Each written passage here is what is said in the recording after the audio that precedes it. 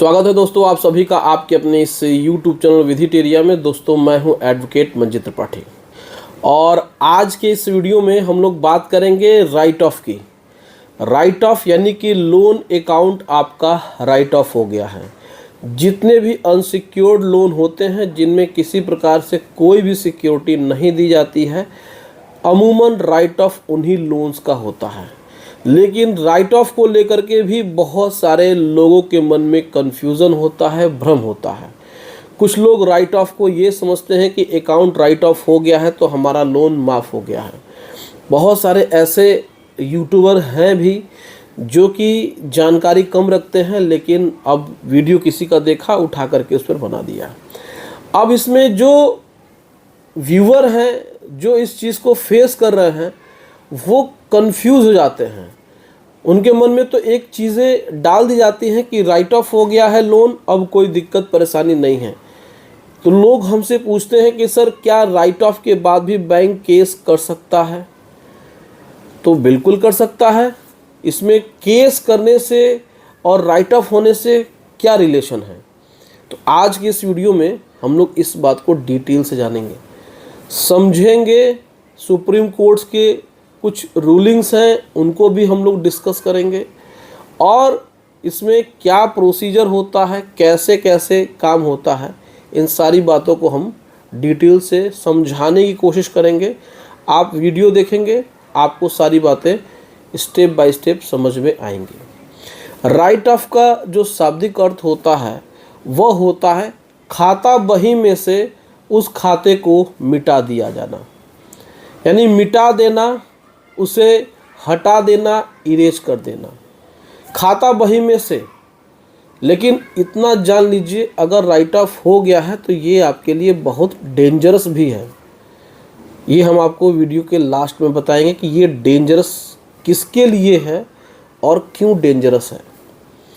तो खाता बही में से जब आपके अकाउंट को डिलीट कर दिया जाता है तो उसको बोलते हैं राइट ऑफ।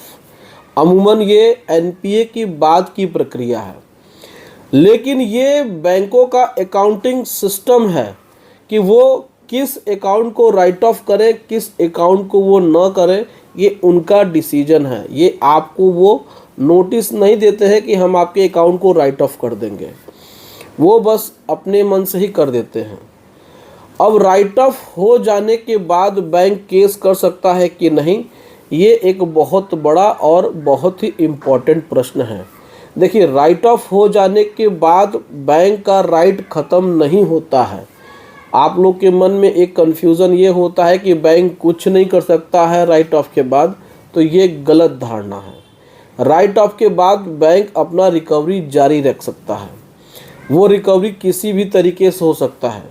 वो लीगल नोटिस भेजने से लेकर के रिकवरी एजेंट और कोर्ट में केस करने से तक हो सकता है। अगर 20 लाख रुपए के ऊपर का मामला है तो डीआरटी में भी केस जा सकता है। 20 लाख से कम के अगर अनसिक्योर्ड लोन है तो वो कमर्शियल कोर्ट में जाएंगे। सिविल सूट भी बैंक फाइल कर सकता है। नेचर के हिसाब से इसमें बैंक अपना रिकवरी करते हैं। रिकवरी एजेंट आपके दरवाजे पे तब तक जाते रहेंगे जब तक कि आप अपना लोन या तो सेटलमेंट करके एनओसी नहीं ले लेते हैं या फिर बैंक आपको खुद सेटलमेंट करके एनओसी नहीं दे देता है। बैंक आपको आर्बिट्रेशन की नोटिस भेज सकता है। बैंक आपको लीगल नोटिस में अगर चेक बाउंस का मामला बनता है तो उसमें आपको लीगल नोटिस भेजी जा सकती है।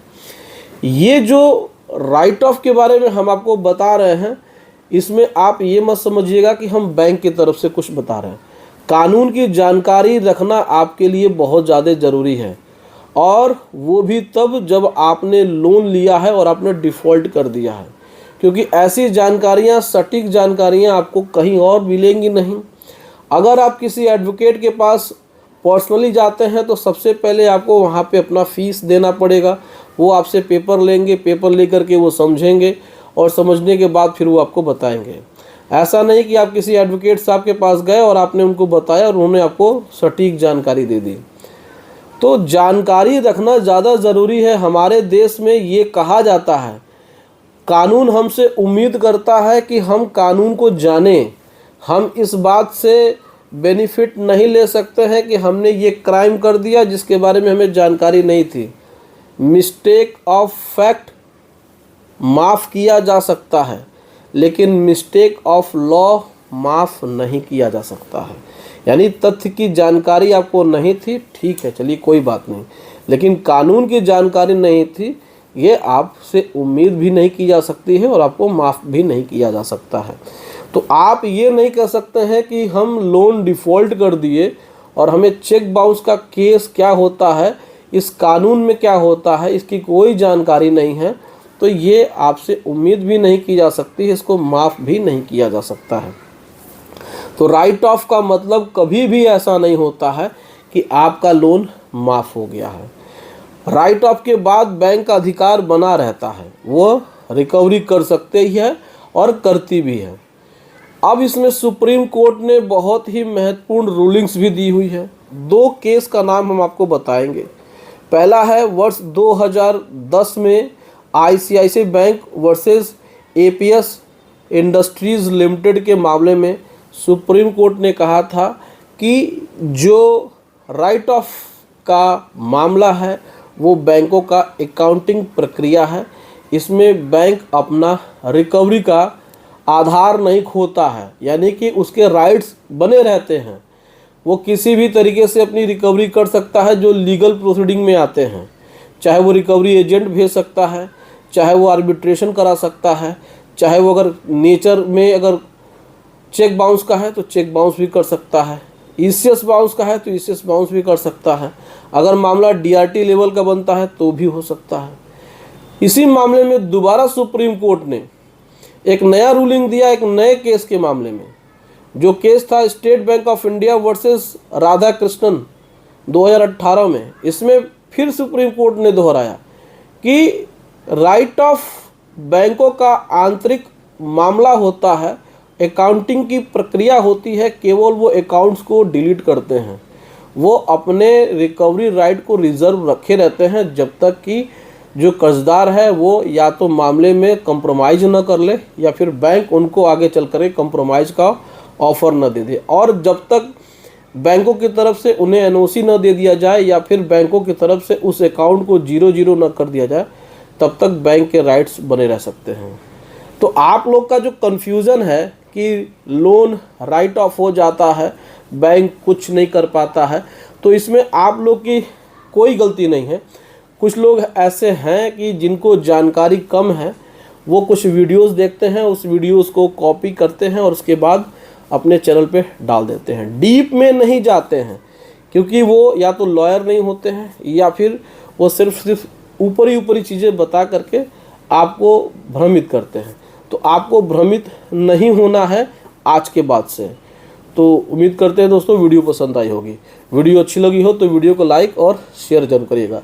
दोस्तों अगर आपको किसी प्रकार से लीगल सर्विस की ज़रूरत है, चाहे वो किसी प्रकार से आपको रिप्लाई देना हो, ऑब्जेक्शन करवाना हो, किसी प्रकार से केस फाइल करवाना हो, किसी प्रकार से, तो आप हमारे व्हाट्सएप नंबर पे हमसे संपर्क कर सकते हैं और एक छोटी मोटी फीस पे करके आप लीगल सर्विस ले सकते हैं। तो दोस्तों मिलते हैं नेक्स्ट वीडियो में। Thank you so much. जय हिंद दोस्तों।